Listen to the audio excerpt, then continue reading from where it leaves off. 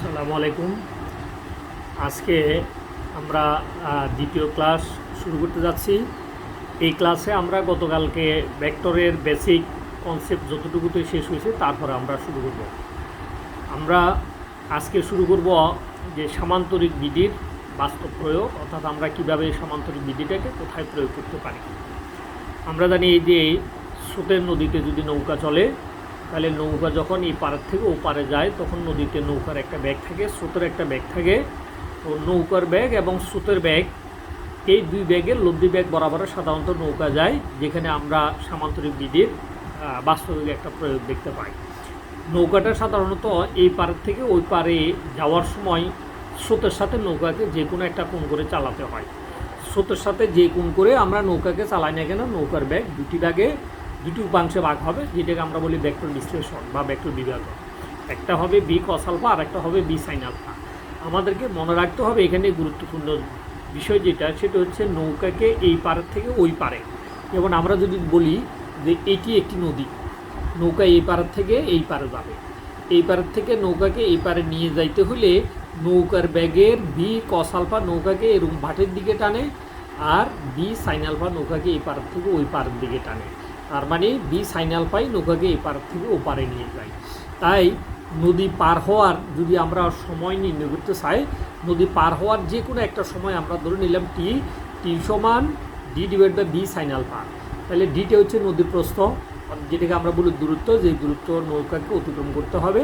আর B sine alpha এটা হচ্ছে নৌকার ব্যাগের যে উলম্ব উপাংশ, যেটা নৌকাকে এই পার থেকে ওই পারে নিয়ে গেছে, সেইটা দিয়ে আমরা ভাগ করছি। দেখো, আমরা নৌকার ব্যাগ দিয়ে ভাগ করে নেয়, ভাগ করছি বি সাইন আলফা দিয়ে। আবার যদি নৌকাটা কম সময়ে নদী পার হতে হয়, তখন সেই ক্ষেত্রে সেটাকে আমরা বলছি টি মিনিমাম। তখন সেই টি মিনিমামের মান হবে বি সাইন আলফা, আলফা সমান হবে 90 ডিগ্রি। তার মানে আলফা সমান 90 ডিগ্রি মানে নৌকাকে আমরা লম্বা বরাবরে চালাচ্ছি। তাহলে এখান থেকে আমাদের বেসিক কনসেপ্ট মনে রাখতে হবে, নৌকাকে আমরা যেভাবে চালাই না কেন, নৌকায় এই পারের থেকে ওই পারে যাবে লব্ধি ব্যাগ যে বরাবরে সে বরাবরে। এখন আমরা যদি নৌকাকে লম্বা বরাবর ফুসাতে চাই, তাহলে আমাদেরকে এমনভাবে নৌকা চালাতে হবে যাতে নৌকার ব্যাগ এবং স্রোতের ব্যাগের লব্ধি ব্যাগ স্রোতের সাথে 90 ডিগ্রি কোণ থাকে। যদি স্রোতের সাথে 90 ডিগ্রি কোণ থাকে, তাহলে নৌকাটা লম্বা বরাবরে অপর তীরে ফুসাবে। এরপরে আমরা জানি দুইটা ভেক্টরের প্রত্যেকটার মান যদি সমান হয়, তাহলে ওই লব্ধি ভেক্টর দুইটা দিয়ে যদি আমরা কোনো সামান্তরিক অঙ্কন করি, তাহলে সামান্তরিক কর্ণ লব্ধি নির্দেশ করবে এবং সে লব্ধির দিক হবে আলফা বাই 2।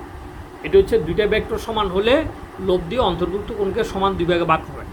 এখন লম্বা বরাবর নদী পার হতে হলে, যেটা কিছুক্ষণ আগে আমরা বলছিলাম, লম্বা বরাবর যদি নদী পার হতে হয়, তাহলে নৌকার ব্যাগ স্রোতের ব্যাগ এই দুই ব্যাগের লব্ধি ব্যাগ স্রোতের সাথে 90 ডিগ্রি কোণ থাকবে, অর্থাৎ থিটা সমান 90 ডিগ্রি হবে।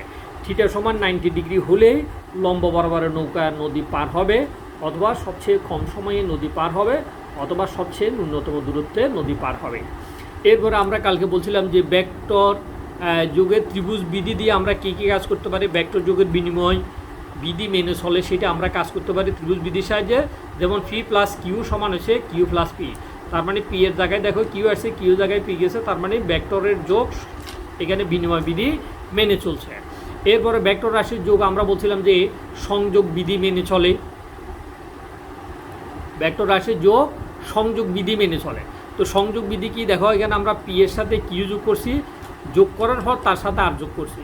এরপর দেখে এখানে কিউকে এবার আর এর সাথে যোগ করছি, তার মানে কিউ একবার পি এর সাথে যোগ, কিউ একবার আর এর সাথে যোগ করার পরে তাদের যোগফল আমাদের আগে যা ছিল এখনও তা থাকবে। তার মানে এটাকে আমরা নাম দিচ্ছি সংযোগ বিধি। অর্থাৎ পি এর সাথে একবার কিউ সংযোগ হয়েছে, আবার কিউ এর সাথে আবার আর সংযোগ হয়েছে, তার মানে কিউ একবার পি এর সাথে, কিউ একবার আর এর সাথে সংযোগ হয়েছে। এই জন্য এটাকে আমরা নাম দিচ্ছি সংযোগ বিধি। এটা আমরা ভেক্টরের ত্রিভুজ বিধি প্রয়োগ করে এটা আমরা প্রমাণ করতে পারি। এরপরে আমরা জানি যে ভেক্টর রাশির যোগ বন্টন বিধি মেনে চলে। তাহলে বন্টন বিধি হচ্ছে কি M into P plus Q সমান M P vector plus M Q vector. তার মানে এমটা পি ভেক্টরের সাথে একবার বন্টিত হয়েছে, এমটা কিউ এর সাথে বন্টিত হয়েছে। এই বন্টন বিধিও প্রমাণ করতে হলে আমাদের ভেক্টরের ত্রিভুজ বিধি লাগবে, যেটা আমরা গতকালকের ক্লাসে আলোচনা করছিলাম।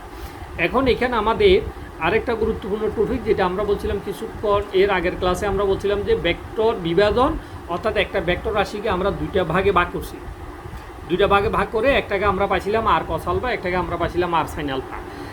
এখনও আমরা ভেক্টর বিভাজন করব, তবে এটা হচ্ছে লব্ধি ভেক্টর। এবার দুইয়ের অধিক উপাংশে যদি ভাগ হয়, ধরো আমরা ধরে নিলাম চিত্র, দেখো তোমরা এখানে চিত্রের মধ্যে দেখা যাচ্ছে যে আর একটা লব্ধি ভেক্টর।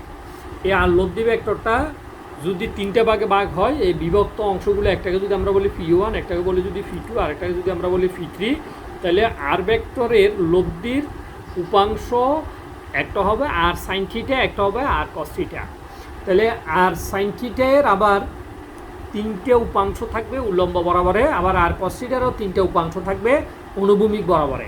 তো এখন আমরা যদি দেখি, ধরো আমরা বললাম যে আর কস থিটা উপাংশ যেটা অনুভূমিক উপাংশ, অর্থাৎ আমরা লব্ধি ভেক্টর ধরলাম আর, এই চিত্রের মধ্যে দেখো এই চিত্রের লব্ধি ভেক্টর আর ভেক্টরের ও এক্স অর্থাৎ এক্স অক্ষ বরাবরের লব্ধির উপাংশ আর কস থিটার তিনটে মান থাকবে।